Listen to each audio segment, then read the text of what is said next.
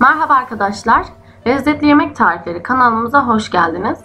Bugün sizlere çıtır çıtır kaşar peynirli soğan halkası tarifim var. 3 adet büyük boy soğanınız varsa bu tarifi çok kolay bir şekilde hazırlayabilirsiniz. İsterseniz soğan halkalarımızın hemen yapımına geçelim.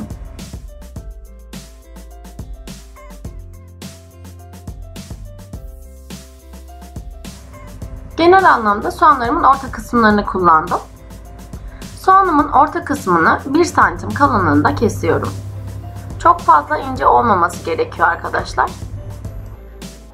Benim soğanlarım biraz küçüktü arkadaşlar. Bunun için biraz fazla soğan kullandım. Eğer büyük boy 3 tane soğanınız varsa bu tarif için yeterli olacaktır. Soğanlarımı dilimledikten sonra soğanlarımın iç kısmındaki halkaları çıkartıyorum. İlk halka ile 3. halkayı birleştiriyorum. Yani arasındaki halkayı kullanmıyorum. Yani 2 tane üst üste olan halkayı değil de onun bir altındaki halkayla birleştiriyorum.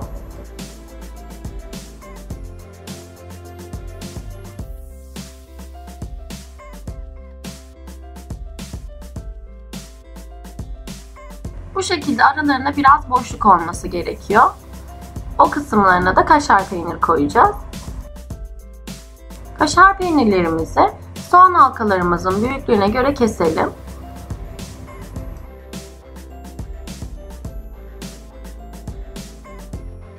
Dilimlediğimiz kaşar peynirlerimizi soğanlarımızın ara kısmına bu şekilde yerleştirelim.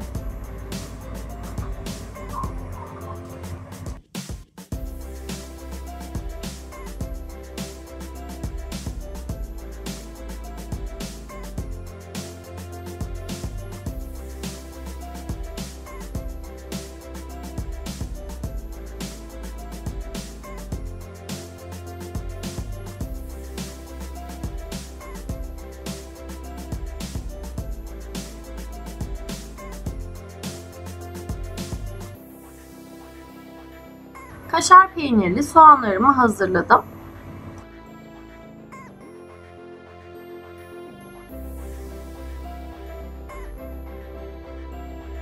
İki üç adet yumurtamızı iyice çırpalım. 3 tane yeterli olacaktır arkadaşlar.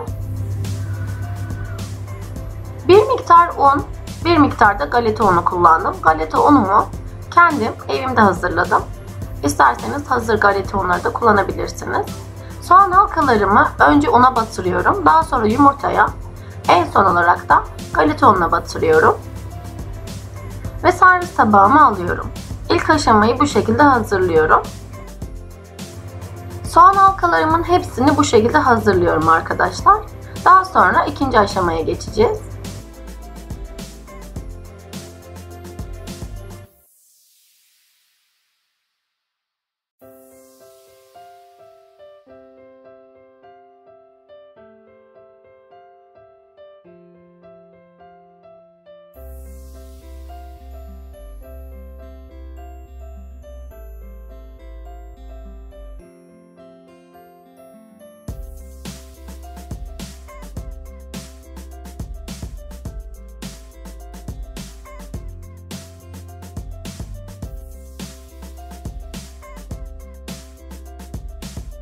Soğan halkalarımın ilk aşamasını bitirdim. Şimdi ikinci aşamaya geçiyorum. Tekrar yumurtaya batırıyorum ve daha sonra tekrar galeta ununa batırıyorum. Galeta ununa güzel bir şekilde batırıp her yerini bulayalım. Bu şekilde kenarlarını elimizle düzeltelim. İsterseniz benim gibi 2 aşamada değil de tek aşamada hazırlayabilirsiniz. İlk seferde de bu şekilde yapabilirsiniz. Bütün soğan halkalarımı tekrar yumurtaya, daha sonra galeta ununa batırıyorum. Bu şekilde hazırlıyorum. Toplamda 9-10 tane bu şekilde soğan halkası hazırladım.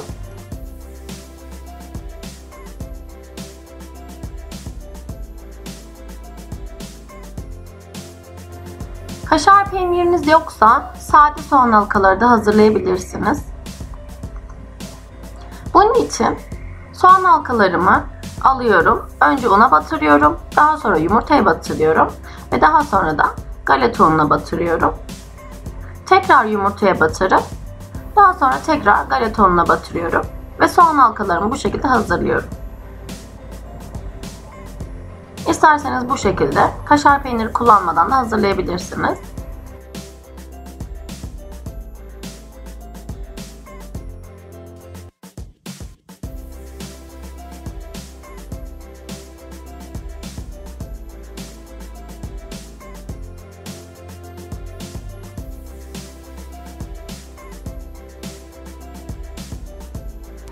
Soğan halkalarımın sığacağı kadar yağımı tavamın içerisine aldım ve iyice ısıttım. Isınan yağımın içerisine soğan halkalarımı koyuyorum ve kızartıyorum. 2-3 dakika sonra kızarmış oluyor. Bu arada ocağımı orta ateşte açtım. Soğan halkalarımızı güzel bir şekilde kızartalım. Alt kısmı biraz kızardıktan sonra ters çevirelim. Diğer kısmını da aynı şekilde kızartalım. Çok güzel bir şekilde kızardı. Bu şekilde kızardıktan sonra ocağımızdan alalım. Diğer soğan halkalarımızı da sıcak yağımızın içerisine koyalım ve güzel bir şekilde kızartalım.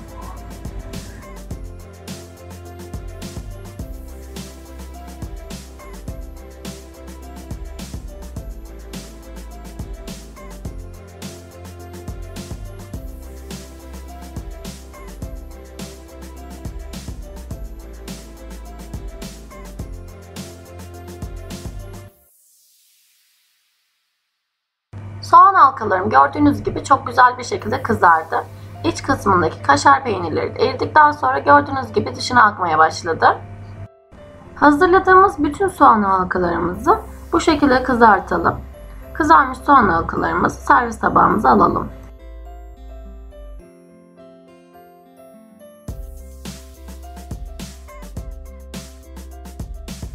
Hazırlamış olduğum soğan halkalarımdan bir tanesini dilimleyip sizlere de göstermek istiyorum. Çıtır çıtır çok güzel oldu arkadaşlar.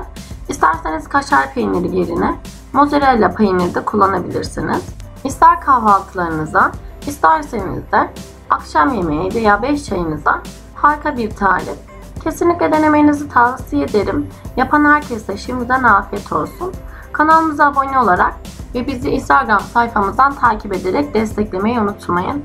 Yeni videolarımdan haberdar olmak istiyorsanız YouTube kanalıma abone olup zil sesini açmayı unutmayın. Tariflerimi beğeniyorsanız beğenip yorum yapmayı da unutmayın.